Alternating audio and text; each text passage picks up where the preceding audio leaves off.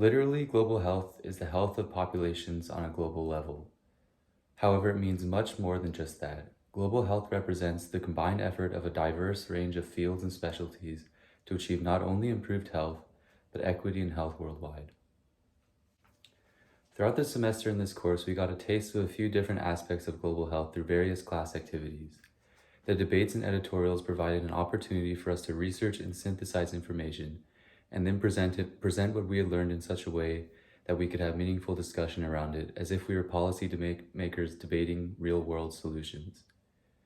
The Hackathon Design Challenge simulated a more technical engineering-focused side of global health. Finally, I particularly enjoyed lecture breakout rooms where we each got to explore a specific niche of a larger global health issue and share our findings with the rest of the class.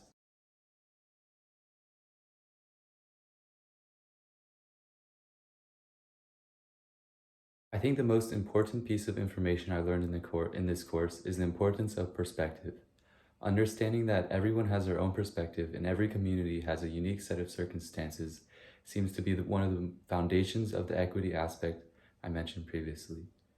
With almost every debate, the conclusion everyone seemed to arrive at was never black and white and instead involved a case-by-case analysis because there's rarely a one-size-fits-all solution in global health. In debate 1, we discussed whether or not universal stay-at-home orders should be implemented. The immediate response I had when considering this prompt was, yes, obviously it should be implemented, so we can be done with this pandemic once and for all. But as the con team began to argue for its inefficacy in low and middle income countries, I began to reconsider. Even in the US, a country that one would think could afford to implement a stay-at-home order, there is still a disparity in who receives these benefits of lockdown policies. The low in income / impoverished makeup of the majority of essential workers means that those communities do not receive the same incidence mitigation effects as higher income communities that can afford to stay home.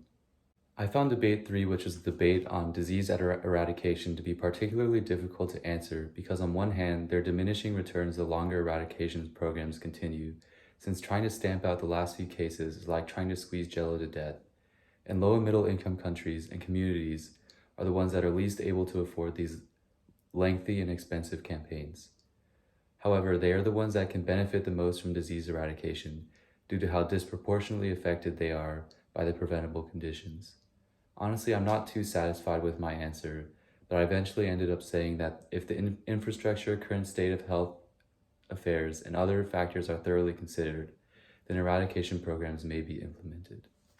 Ultimately, after all the discussions, readings, and research this semester, one thing was very clear. Solving global health issues is extremely complex and with many factors and variables to consider, and failure to do so can result in a disaster like the play pump.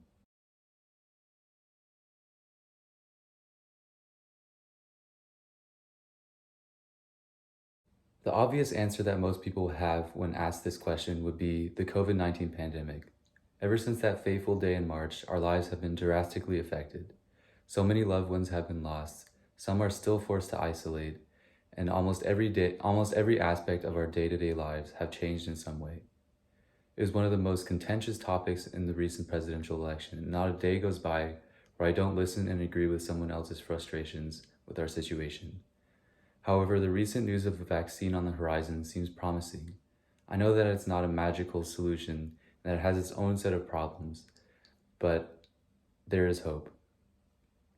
A much more pressing issue is the declining state of our climate.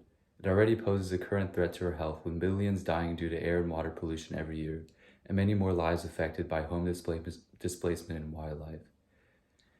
And its future global health implications are much more severe and far-reaching, and the communities most directly affected by it are the ones with the least amount of resources to address it. The time window to address this issue is rapidly shrinking, and it is up to us to find a solution.